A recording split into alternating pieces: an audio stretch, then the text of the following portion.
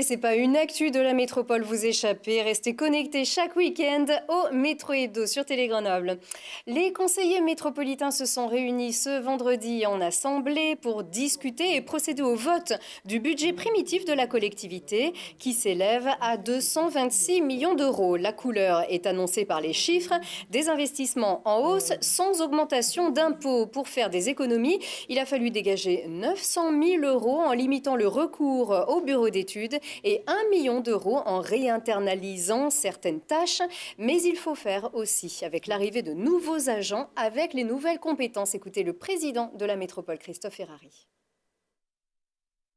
Les trois grandes orientations du budget de la métropole sont autour du développement économique et de l'attractivité de notre territoire, autour de la cohésion sociale et territoriale et aussi au travers de la transition énergétique et écologique. Moi, je ne fais pas de la com sur notre budget d'investissement, mais 180 millions d'euros cette année, c'était 160 l'année dernière.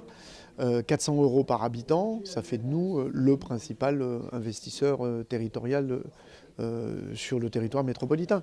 Donc en fait, on investit au service du développement économique territorial, au service de la transformation de notre métropole, tout simplement pour mieux y vivre, mais aussi pour permettre aux PME, aux TPE de pouvoir y travailler. Si le taux des impôts locaux est stable depuis 2016, la dette n'augmentera pas non plus. Les élus annoncent même que la capacité de désendettement passe à 7 ans.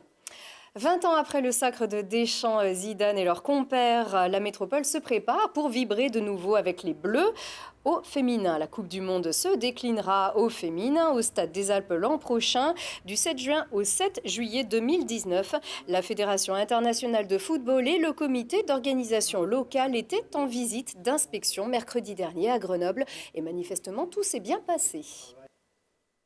On regarde les espaces existants, on a nous notre cahier des charges, on regarde ce qu'on a besoin et on regarde comment on peut les aménager, soit de façon pérenne, soit temporaire, et être sûr qu'au moment de la compétition, qui va recevoir 4, 5, 6 matchs de suite, puisse recevoir très facilement et de façon très simple opérationnellement. Il va y avoir d'autres populations qui vont venir, qui ne connaissent pas le stade, et les besoins en eux-mêmes, que ce soit d'un point de vue technique et organisationnel, sont différents. Il y a plus de médias, les équipes sont plus grandes, il y a plus de télé, il va y avoir plus de spectateurs ou différents, c'est-à-dire des gens qui ne connaissent pas. Donc il faut absolument que la signalétique soit différente, il faut absolument que l'accueil de l'ensemble des populations cibles soit différente et adapté à cette compétition-là. On a déjà un stade des Alpes qui a été bien entretenu et bien équipé. Donc c'est des mesures complémentaires qui sont exigées par la FIFA pour cette Coupe du Monde. On travaille essentiellement sur la billettique et la sécurisation des accès. On pourra avoir un système qui nous permettra d'avoir en temps réel le nombre de spectateurs au Stade des Alpes. Ça sera une nouveauté appréciable. On va travailler aussi sur le niveau d'éclairement pour permettre une meilleure diffusion des matchs.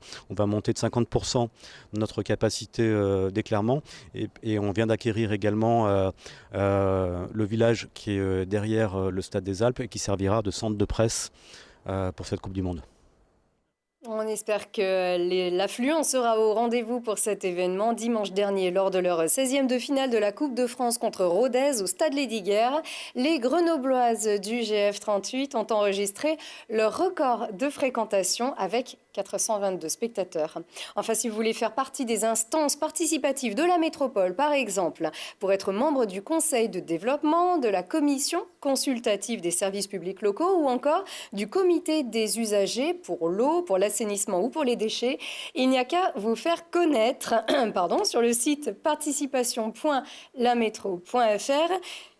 Excusez-moi, vous pouvez candidater jusqu'au 15 mars, que vous soyez habitant ou que vous représentiez une association, une entreprise, un établissement public ou une chambre consulaire. Il est temps de vous quitter. Merci, bon week-end.